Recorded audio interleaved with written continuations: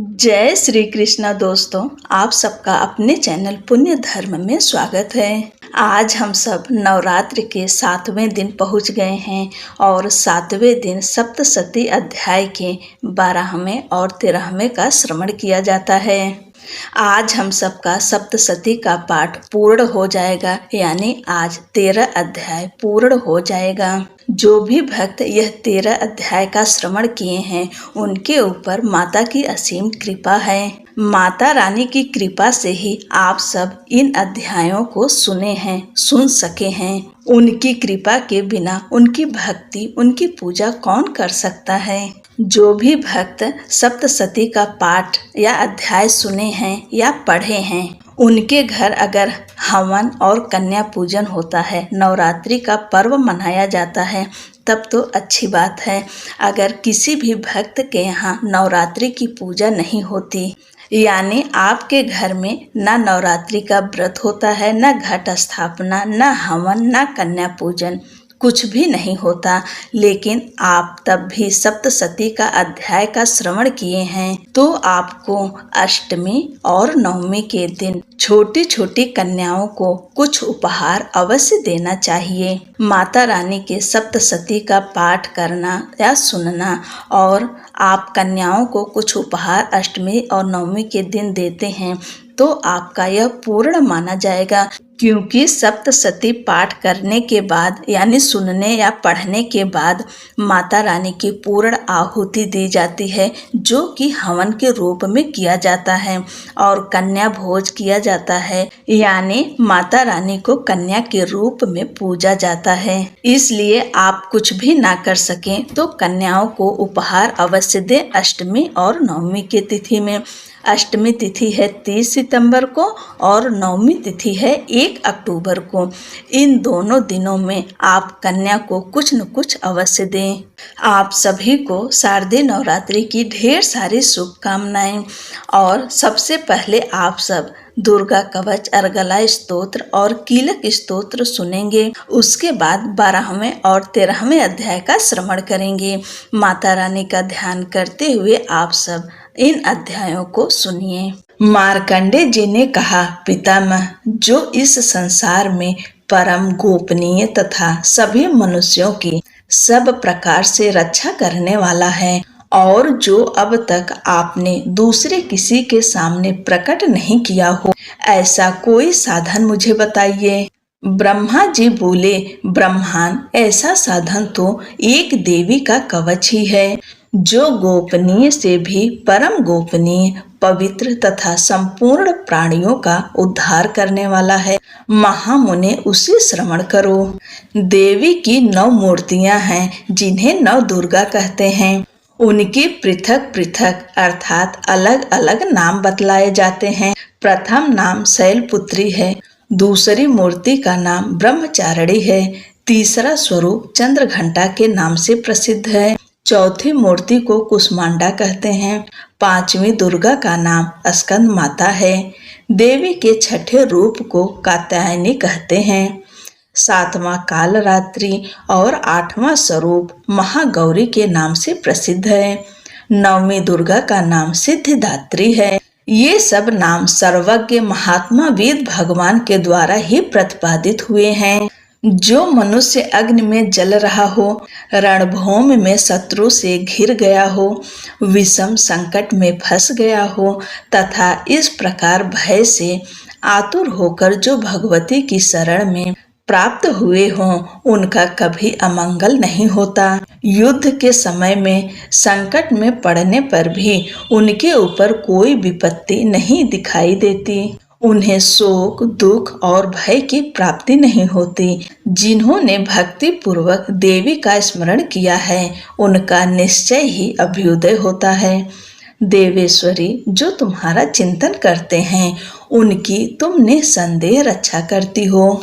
चामुंडा देवी प्रेत पर आरूढ़ होती हैं, वाराही भैंस पर सवारी करती हैं, ऐन्द्री का वाहन ऐरावत हाथी है, वैष्णो देवी गरुड़ पर ही आसन जमाती हैं, माहेश्वरी वृषभ पर आरूढ़ होती हैं, कौमारी का वाहन मयूर है, भगवान विष्णु की प्रियतमा लक्ष्मी देवी कमल के आसन पर विराजमान हैं और हाथों में कमल धारण किए हुए हैं। वृषभ पर आरूढ़ ईश्वरी देवी ने श्वेत रूप धारण कर रखा है। ब्राह्मी देवी हंस पर बैठी हुई हैं और सब प्रकार के आभूषणों से विभूषित हैं। इस प्रकार से सभी माताएं सब प्रकार की योग शक्तियों से संपन्न हैं। इसके सिवा और भी बहुत सी देवियां हैं जो अनेक प्रकार के आभूषणों की शोभा से युक्त तथा नाना प्रकार के रत्नों से सुशोभित हैं। ये संपूर्ण देवियां क्रोध में भरी हुई हैं और भक्तों की रक्षा के लिए रथ पर बैठी हुई दिखाई देती हैं। ये शंख, चक्र, गदा, शक्ति, हल और मूसल, खेटक तथा तोमर, परशु, पाश, कुंत और त्रिशूल एवं उत्तम सारंग, धनुष आदि अस्त्र शस्त्र अपने हाथों में धारण करती हैं। दैत्यों के शरीर का नाश करना, भक्तों को अभय दान देना और देवताओं का कल्याण करना, यही उनके शस्त्र धारण करने का उद्देश्य है। महान रौद्र रूप, अत्यंत घोर पराक्रम, महान बल और महान उत्साह वाली देवी, तुम महान भय का नाश करने वाली हो, तुम्हें नमस्कार है। तुम्हारी ओर देखना भी कठिन है। शत्रुओं का भय बढ़ाने वाली जगदम्बिके, मेरी रक्षा करो। पूर्व दिशा में ऐन्द्री, इंद्र शक्ति मेरी रक्षा करें। अग्निकोण में अग्नि शक्ति मेरी रक्षा करें। दक्षिण दिशा में वाराही तथा नैऋत्य कोण में खंडक धारणी मेरी रक्षा करें। पश्चिम दिशा में वारुणी और वायव्य कोण में मृग पर सवारी करने वाली देवी मेरी रक्षा करें। उत्तर दिशा में कौमारी और ईशान कोण में शूल धारणी रक्षा करें। ब्राह्मणी, तुम ऊपर की ओर से मेरी रक्षा करो और वैष्णवी देवी नीचे की ओर से मेरी रक्षा करें। इसी प्रकार 100 को अपना वाहन बनाने वाली चामुंडा देवी दसों दिशाओं से मेरी रक्षा करें। जया आगे से और विजया पीछे की ओर से मेरी रक्षा करें। वाम भाग में अजिता और दक्षिण भाग में अपराजिता रक्षा करें। उद्योतनी शिखा की रक्षा करें। उमा मेरे मस्तक पर विराजमान होकर रक्षा करें। ललाट में मालाधारी रक्षा करें और यशस्विनी मेरी भौहों का संरक्षण करें। भौहों के मध्य भाग में त्रिनेत्रा और नथुनों की यमघंटा देवी रक्षा करें। दोनों नेत्रों के मध्य भाग में शंखिनी और कानों में द्वारवासिनी रक्षा करें।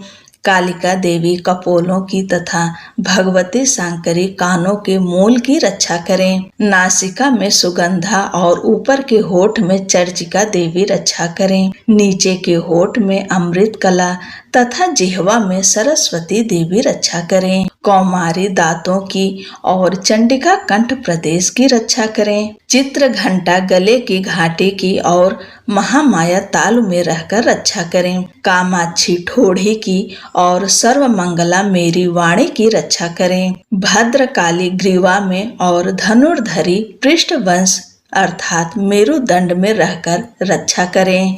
कंठ के बाहरी भाग में नील ग्रीवा और कंठ की नली में नलकुबरी रक्षा करें। दोनों कंधों में खड्गिनी और मेरी दोनों भुजाओं की वज्र धारणी रक्षा करें। दोनों हाथों में दंडनी और अंगुलियों में अंबिका रक्षा करें। शूलेश्वरी नखों की रक्षा करें। कुलेश्वरी कुच्छी अर्थात पेट में रहकर रक्षा करें।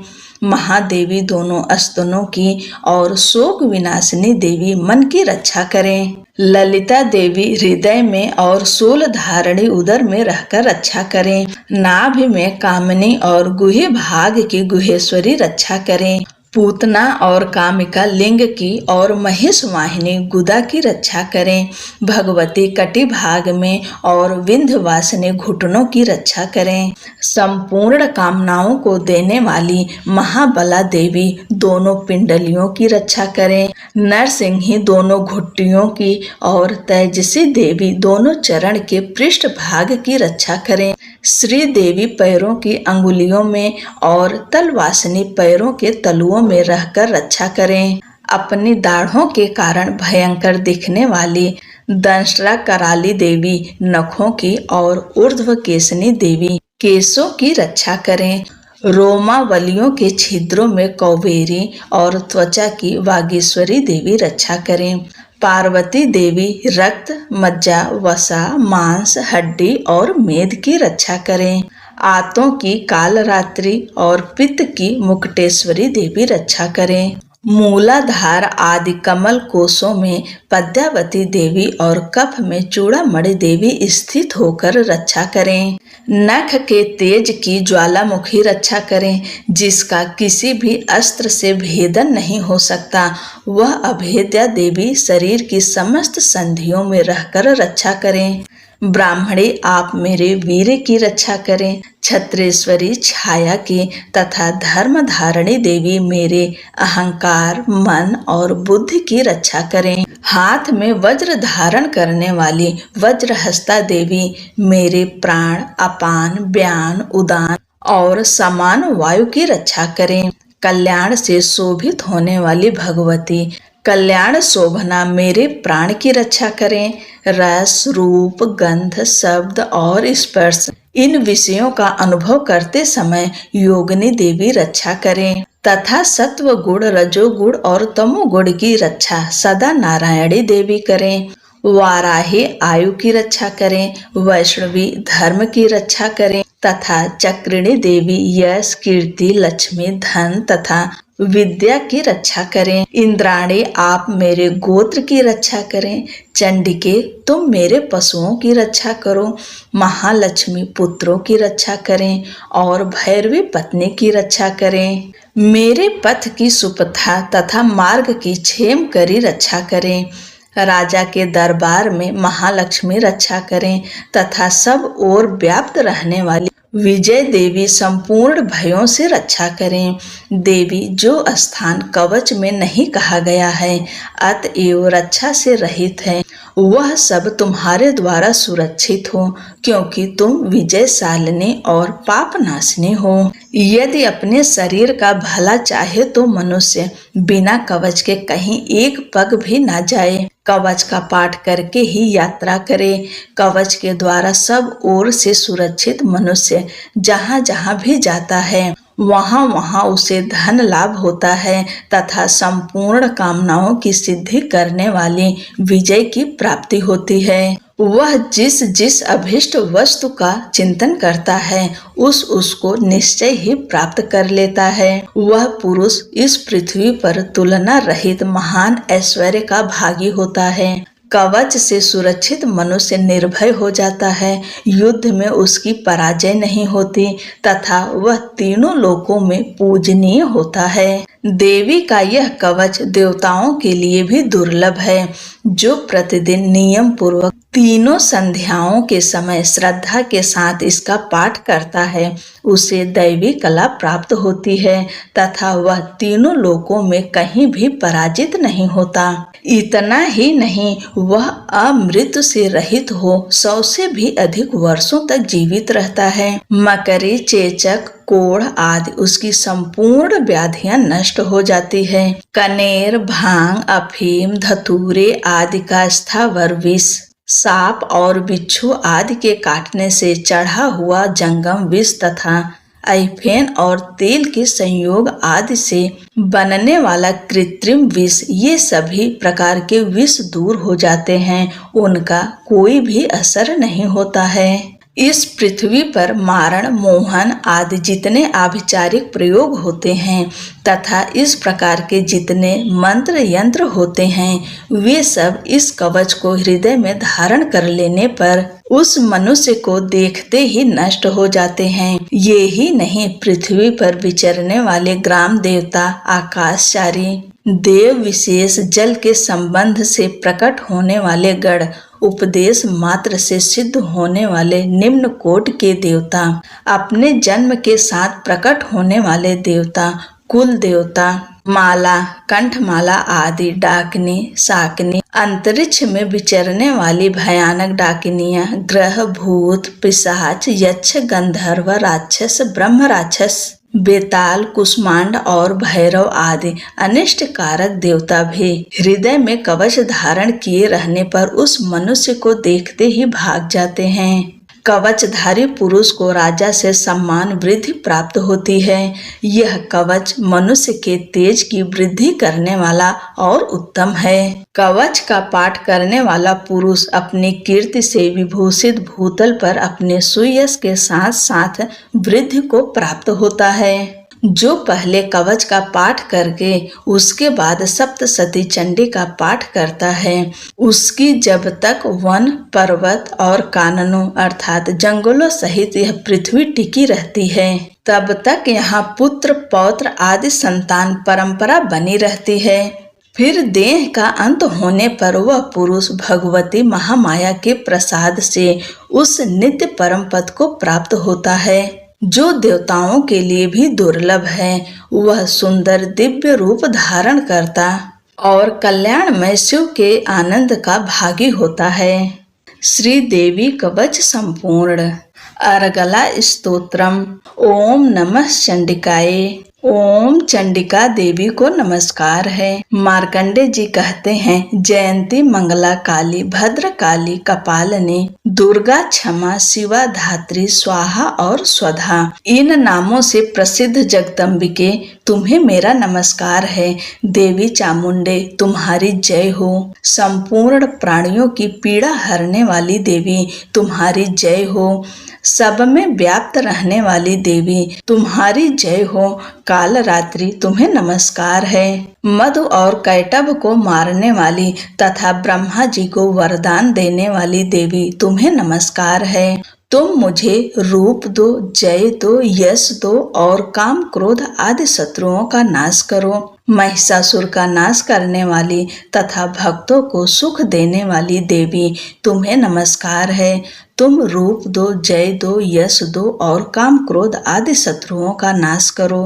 रक्त बीज का वध और चंड मुंड का विनाश करने वाली देवी तुम रूप दो, जय दो, यश दो और काम क्रोध आदि शत्रुओं का नाश करो। शुंभ और निशुंभ तथा धूम्र लोचन का मर्दन करने वाली देवी तुम रूप दो, जय दो, यश दो और काम क्रोध आदि शत्रुओं का नाश करो। सबके द्वारा वंदित युगल चरणों वाली तथा संपूर्ण सौभाग्य प्रदान करने वाली देवी तुम रूप दो, जय दो, यश दो और काम क्रोध आदि शत्रुओं का नाश करो। देवी तुम्हारे रूप और चरित्र अचिंत्य है। तुम समस्त शत्रुओं का नाश करने वाली हो। तुम रूप दो, जय दो, यश दो और काम क्रोध आदि शत्रुओं का नाश करो। पापों को दूर करने वाली चंडिके जो भक्ति पूर्वक तुम्हारे चरणों में सर्वदा मस्तक झुकाते हैं, उन्हें रूप दो, जय दो, यश दो और काम क्रोध आदि शत्रुओं का नाश करो। रोगों का नाश करने वाली चंडिके जो भक्ति पूर्वक तुम्हारी स्तुति करते हैं, उन्हें तुम रूप दो, जय दो, यश दो और काम क्रोध आदि शत्रुओं का नाश करो। चंडिके इस संसार में जो भक्ति पूर्वक तुम्हारी पूजा करते हैं, उन्हें रूप दो, जय दो, यश दो और काम क्रोध आदि शत्रुओं का नाश करो। मुझे सौभाग्य और आरोग्य दो, परम सुख दो, रूप दो, जय दो, यश दो और काम क्रोध आदि शत्रुओं का नाश करो। जो मुझसे द्वेष रखते हों, उनका नाश और मेरे बल की वृद्धि करो। रूप दो, जय दो, यश दो और काम क्रोध आदि शत्रुओं का नाश करो। देवी मेरा कल्याण करो, मुझे उत्तम संपत्ति प्रदान करो। रूप दो, जय दो, यश दो और काम क्रोध आदि शत्रुओं का नाश करो। अंबिके देवता और असुर दोनों ही अपने माथे की मुकुट की मड़ियों को तुम्हारे चरणों पर घिसते हैं। तुम रूप दो, जय दो, यश दो और काम क्रोध आदि शत्रुओं का नाश करो। तुम अपने भक्त जन को विद्वान, यशस्वी और लक्ष्मीवान बनाओ तथा रूप दो, जय दो, यश दो और काम क्रोध आदि शत्रुओं का नाश करो। प्रचंड दैत्यों के दर्प का दलन करने वाली चंडिके मुझ शरणागत को रूप दो, जय दो, यश दो और काम क्रोध आदि शत्रुओं का नाश करो। चतुर्भुज ब्रह्मा जी के द्वारा प्रशंसित चार भुजा धारणी परमेश्वरी तुम रूप दो, जय दो, यश दो और काम क्रोध आदि शत्रुओं का नाश करो। देवी अंबिके भगवान विष्णु नित्य निरंतर भक्ति पूर्वक तुम्हारी स्तुति करते रहते हैं। तुम रूप दो, जय दो, यश दो और काम क्रोध आदि शत्रुओं का नाश करो। हिमालय कन्या पार्वती के पति महादेव जी के द्वारा होने वाली परमेश्वरी, तुम रूप दो, जय दो, यश दो और काम क्रोध आदि शत्रुओं का नाश करो। सचिव पति इंद्र के द्वारा सद्भाव से पूजित होने वाली परमेश्वरी, तुम रूप दो, जय दो, यश दो और काम क्रोध आदि शत्रुओं का नाश करो। प्रचंड भुजदंडों वाले दैत्यों का घमंड चूर करने वाली देवी, तुम रूप दो, जय दो, यश दो और काम क्रोध आदि शत्रुओं का नाश करो। देवी अंबिके, तुम अपने भक्तजनों को सदा असीम आनंद प्रदान करती हो। तुम रूप दो, जय दो, यश दो और काम क्रोध आदि शत्रुओं का नाश करो। मन की इच्छा के अनुसार चलने वाली मनोहर पत्नी प्रदान करो, जो दुर्गम संसार से तारने वाली तथा उत्तम कुल में जन्मी हो। जो मनुष्य इस स्तोत्र का पाठ करके सप्तसती रूपी महास्तोत्र का पाठ करता है, वह सप्तसती के जप संख्या से मिलने वाले श्रेष्ठ फल को प्राप्त होता है। साथ ही वह प्रचुर संपत्ति भी प्राप्त कर लेता है। इति देवी अर्गला स्तोत्रम संपूर्णम। कीलक स्तोत्रम। ओम नमः चंडिकाय। मार्कंडे जी कहते हैं, विशुद्ध ज्ञान ही जिनका शरीर है, तीनों वेद ही जिनके 3 नेत्र हैं, जो कल्याण प्राप्ति के हेतु हैं तथा अपने मस्तक पर अर्ध चंद्र धारण करते हैं, उन भगवान शिव को नमस्कार है। मंत्रों का जो अभिकीलक है, अर्थात मंत्रों की सिद्धि में विघ्न उपस्थित करने वाले, साप रूपी कीलक का निवारण करने वाला है, उस सप्तसती स्तोत्र को संपूर्ण रूप से जानना चाहिए और जानकर उसकी उपासना करनी चाहिए। उसके भी उच्चाटन आदि कर्म सिद्ध होते हैं, उसे भी समस्त दुर्लभ वस्तुओं की प्राप्ति होती है। तथापि जो अन्य मंत्रों का जप न करके केवल इस सप्तसती नामक स्तोत्र से ही देवी की स्तुति करते हैं, उन्हें स्तुति मात्र से ही सच्चिदानंद स्वरूपिणी देवी सिद्ध हो जाती हैं। उन्हें अपने कार्य की सिद्धि के लिए मंत्र, औषधि तथा अन्य किसी साधन के उपयोग की आवश्यकता नहीं रहती। बिना जप के उनके उच्चाटन आदि समस्त अभिचारिक कर्म सिद्ध हो जाते हैं। इतना ही नहीं, उनकी संपूर्ण अभीष्ट वस्तुएं भी सिद्ध होती है। लोगों के मन में यह शंका थी कि जब केवल सप्तसती की उपासना से भी सामान्य रूप से अथवा सप्तसती को छोड़कर अन्य मंत्रों की उपासना से भी सामान्य रूप से सब कार्य सिद्ध होते हैं, अब इनमें श्रेष्ठ कौन सा साधन है? लोगों की इस शंका को सामने रखकर भगवान शंकर ने अपने पास आए हुए जिज्ञासुओं को समझाया कि यह सप्तसती नामक संपूर्ण स्तोत्र ही सर्वश्रेष्ठ एवं कल्याणमय है। तदंतर भगवती चंडिका के सप्तसती नामक स्तोत्र को महादेव जी ने गुप्त कर दिया। सप्तसती के पाठ से जो पुण्य प्राप्त होता है, उसकी कभी भी समाप्ति नहीं होती, किंतु अन्य मंत्रों के जप जन्य पुण्य की समाप्ति हो जाती है। अतः भगवान शिव ने अन्य मंत्रों की अपेक्षा जो सप्तसती की ही श्रेष्ठता का निर्णय किया, उसे जानना चाहिए। अन्य मंत्रों का जप करने वाला पुरुष भी यदि सप्तसती के स्तोत्र और जप का अनुष्ठान कर ले, तो वह भी पूर्ण रूप से कल्याण का भागी होता है। इसमें तनिक भी संदेह नहीं है। जो साधक कृष्ण पक्ष की चतुर्दशी अथवा अष्टमी को एकाग्रचित होकर अपना सर्वस्व समर्पित कर देता है और फिर उसे प्रसाद रूप में ग्रहण करता है, उसी पर भगवती प्रसन्न होती हैं, अन्यथा उनकी प्रसन्नता नहीं प्राप्त होती। इस प्रकार सिद्धि के प्रतिबंधक रूप कील के महादेव जी ने इस स्तोत्र को कीलित कर रखा है। जो पूर्वोक्त रीति से निष्कीलन करके इस सप्तसती स्तोत्र का प्रतिदिन स्पष्ट उच्चारण पूर्वक पाठ करता है, वह मनुष्य सिद्ध हो जाता है, वही देवी का पार्षद होता है और वही गंधर्व भी होता है। सर्वत्र विचरते रहने पर भी इस संसार में उसे कहीं भी भय नहीं होता। वह अपमृत्यु के वश में नहीं पड़ता तथा देह त्यागने के अनंतर मोक्ष प्राप्त कर लेता है। अतः कीलन को जानकर उसका परिहार करके ही सप्तशती का पाठ आरंभ करें। जो ऐसा नहीं करता उसका नाश हो जाता है। इसलिए कीलक और निष्कीलन का ज्ञान प्राप्त करने पर ही यह स्तोत्र निर्दोष होता है और विद्वान पुरुष इस निर्दोष स्तोत्र का ही पाठ आरंभ करते हैं। स्त्रियों में जो कुछ भी सौभाग्य आदि दृष्टिगोचर होता है वह सब देवी के प्रसाद का ही फल है। अतः इस कल्याणमय स्तोत्र का सदा जप करना चाहिए। इस स्तोत्र का मंद स्वर से पाठ करने पर स्वल्प फल की सिद्धि होती है।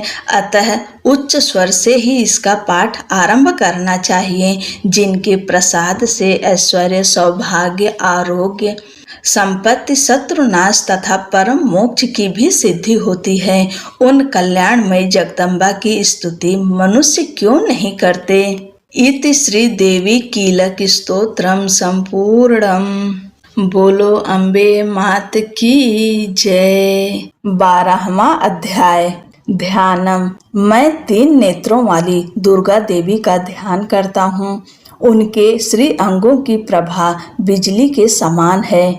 वे सिंह के कंधे पर बैठी हुई भयंकर प्रतीत होती हैं। हाथों में तलवार और ढाल लिए अनेक कन्याएं उनकी सेवा में खड़ी हैं। वे अपने हाथों में चक्र, गदा, तलवार, ढाल, बाण, धनुष, पाश और तर्जनी मुद्रा धारण किए हुए हैं। उनका स्वरूप अग्निमय है तथा वे माथे पर चंद्रमा का मुकुट धारण करती हैं। देवी बोली, देवताओं, जो एकाग्रचित होकर प्रतिदिन इन स्तुतियों से मेरा स्तमन करेगा उसकी सारी बाधा मैं निश्चय ही दूर कर दूंगी। जो मधुकैटभ का नाश, महिषासुर का वध तथा शुंभ निशुंभ के संहार के प्रसंग का पाठ करेंगे तथा अष्टमी, चतुर्दशी और नवमी को भी जो एकाग्रचित होकर भक्ति पूर्वक मेरे उत्तम महात्म्य का श्रवण करेंगे उन्हें कोई पाप नहीं छू सकेगा। उन पर पाप जनित आपत्तियां भी नहीं आएंगी। उनके घर में कभी दरिद्रता नहीं होगी तथा उनको कभी प्रेमी जनों के बिछोह का कष्ट भी नहीं भोगना पड़ेगा। इतना ही नहीं, उन्हें शत्रु से, लुटेरों से, राजा से, शस्त्र से, अग्नि से तथा जल की राशि से भी कभी भय नहीं होगा। इसलिए सबको एकाग्रचित होकर भक्ति पूर्वक मेरे इस महात्म्य को सदा पढ़ना और सुनना चाहिए। उपद्रवों तथा आध्यात्मिक आदि तीनों प्रकार के उत्पातों को शांत करने वाला है। मेरे जिस मंदिर में प्रतिदिन विधि पूर्वक मेरे इस महात्म्य का पाठ किया जाता है उस स्थान को मैं कभी नहीं छोड़ती। वहाँ सदा ही मेरा सन्निधान बना रहता है। बलिदान, पूजा, होम तथा महोत्सव के अवसरों पर मेरे इस चरित्र का पूरा पूरा पाठ और श्रवण करना चाहिए।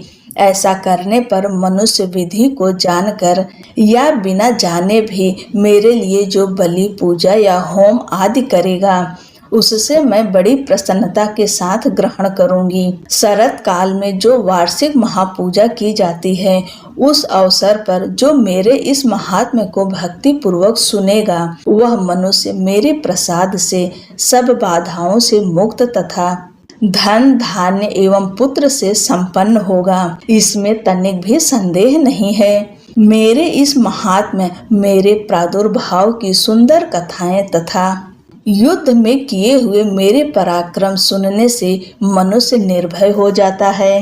मेरे महात्म्य का श्रवण करने वाले पुरुषों के शत्रु नष्ट हो जाते हैं, उन्हें कल्याण की प्राप्ति होती है तथा उनका कुल आनंदित रहता है।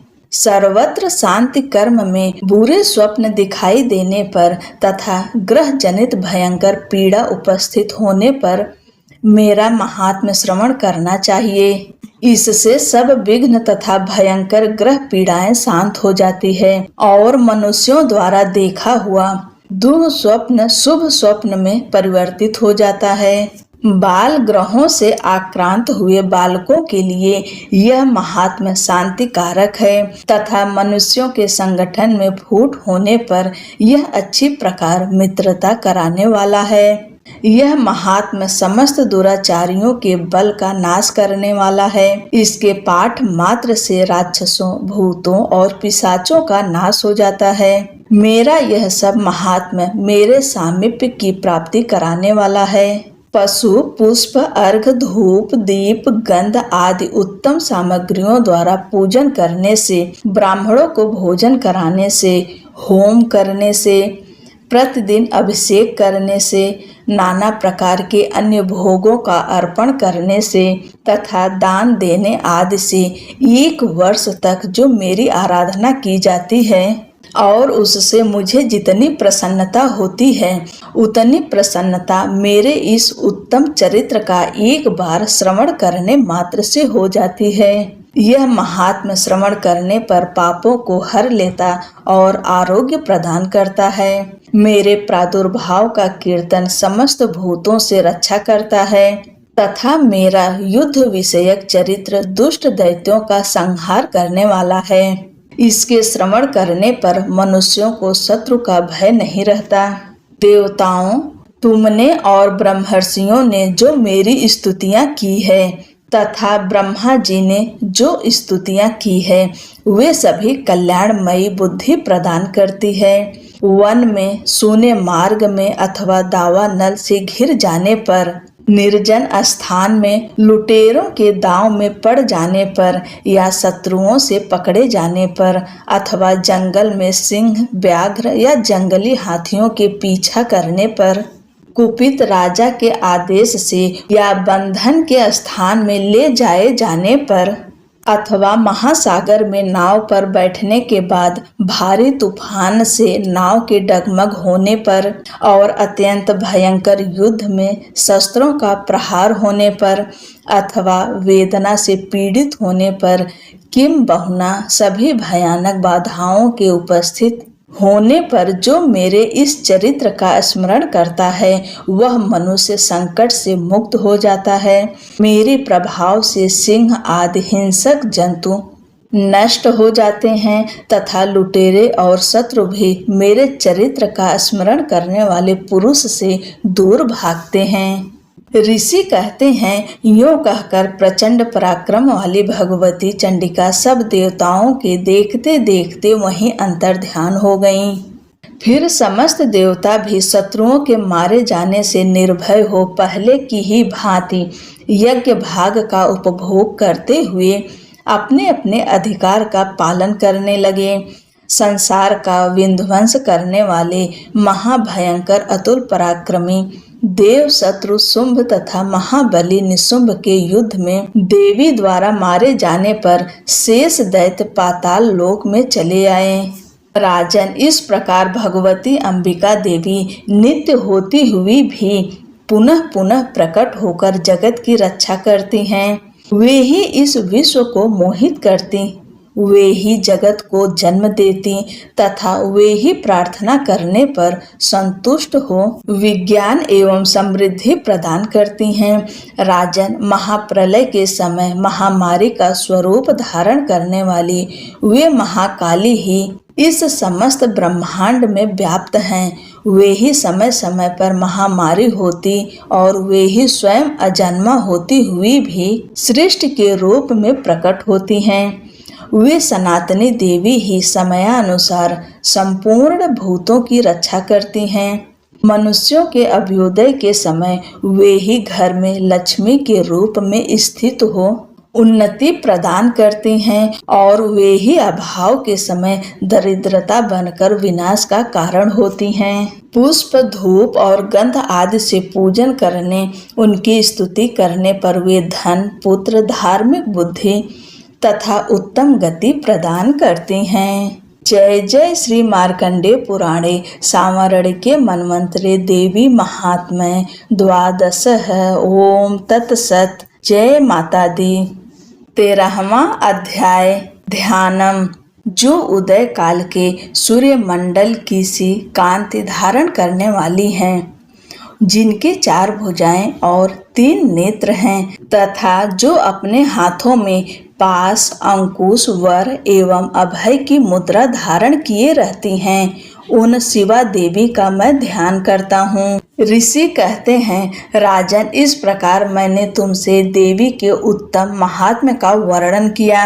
जो इस जगत को धारण करती हैं, उन देवी का ऐसा ही प्रभाव है। वे ही विद्या ज्ञान उत्पन्न करती हैं। भगवान विष्णु की माया स्वरूपा उन भगवती के द्वारा ही तुम ये वैश्य तथा अन्यान्य विवेकी जन मोहित हुए हैं तथा आगे भी मोहित होंगे।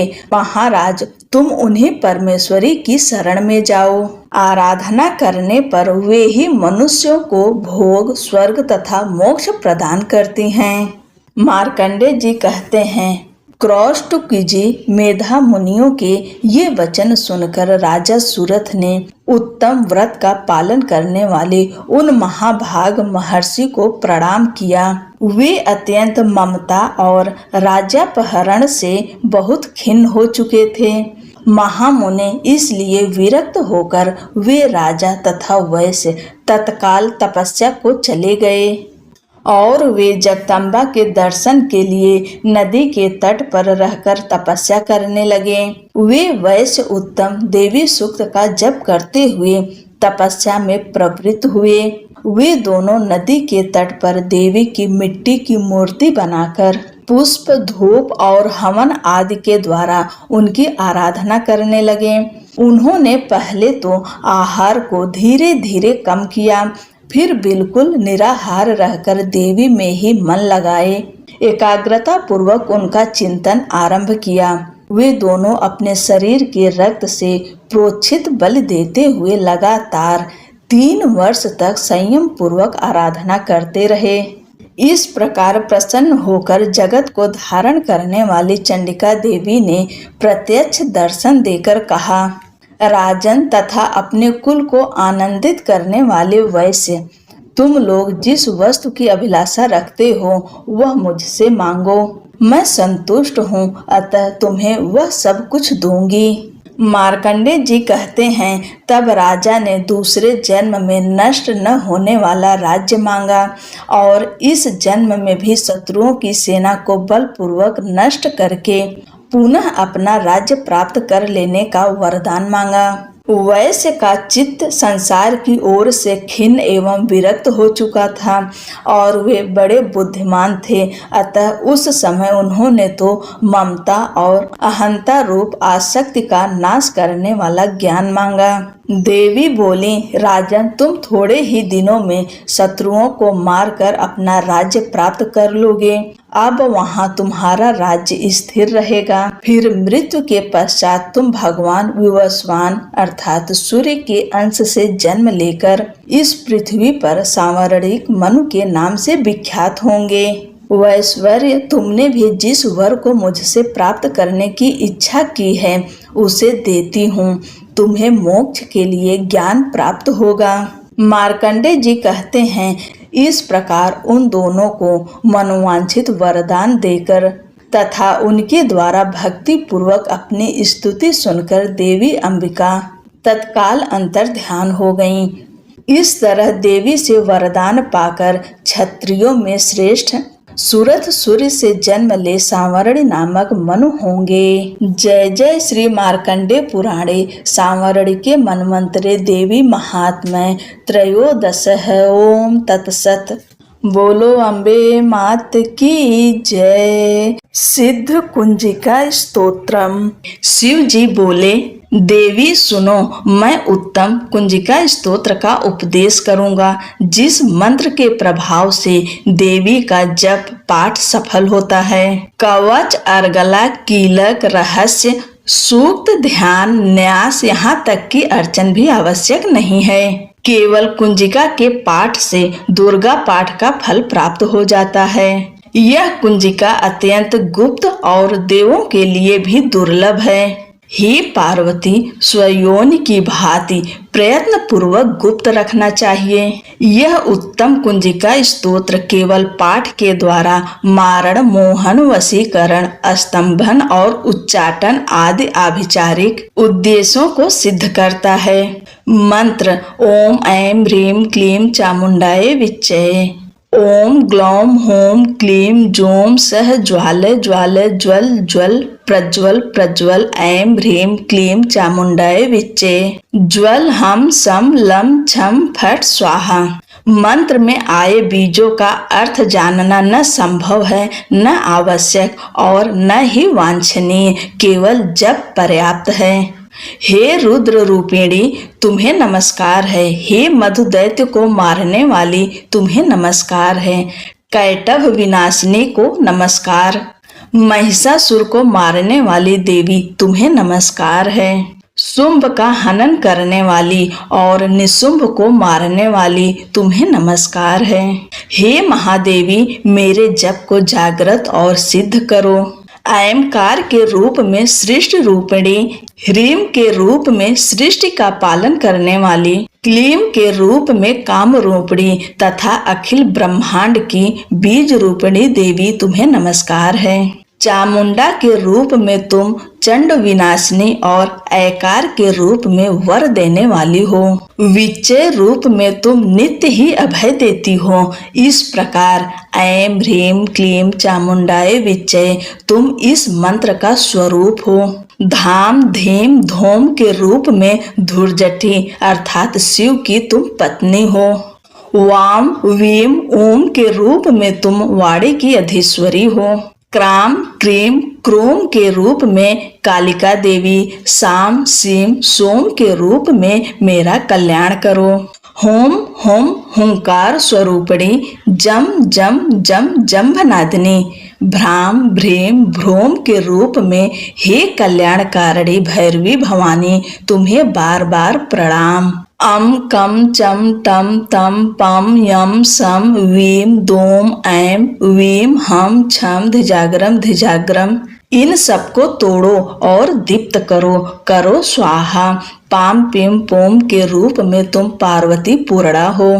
खाम खीम खोम के रूप में तुम खेचरी अर्थात आकाश चारणी अथवा खेचरी मुद्रा हो। साम सीम सोम स्वरूपिणी सप्तसती देवी के मंत्र को मेरे लिए सिद्ध करो। यह सिद्ध कुंजिका स्तोत्र मंत्र को जगाने के लिए है।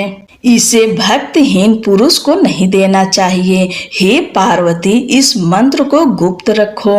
हे देवी, जो बिना कुंजिका के सप्तसती का पाठ करता है उसे उसी प्रकार सिद्धि नहीं मिलती जिस प्रकार वन में रोना निरर्थक होता है। इस प्रकार श्री रुद्रयामल के गौरी तंत्र में शिव पार्वती संवाद में सिद्ध कुंजिका स्तोत्र संपूर्ण हुआ। बोलो जगत जननी माता की जय। क्षमा प्रार्थना। परमेश्वरी, मेरे द्वारा रात दिन सहस्त्रों अपराध होते रहते हैं। यह मेरा दास है, यूं समझकर मेरे उन अपराधों को तुम कृपा पूर्वक क्षमा करो। परमेश्वरी, मैं आवाहन नहीं जानता, विसर्जन करना नहीं जानता तथा पूजा करने का ढंग भी नहीं जानता। क्षमा करो देवी सुरेश्वरी, मैंने जो मंत्रहीन, क्रियाहीन और भक्तिहीन पूजन किया है वह सब आपकी कृपा से पूर्ण हो।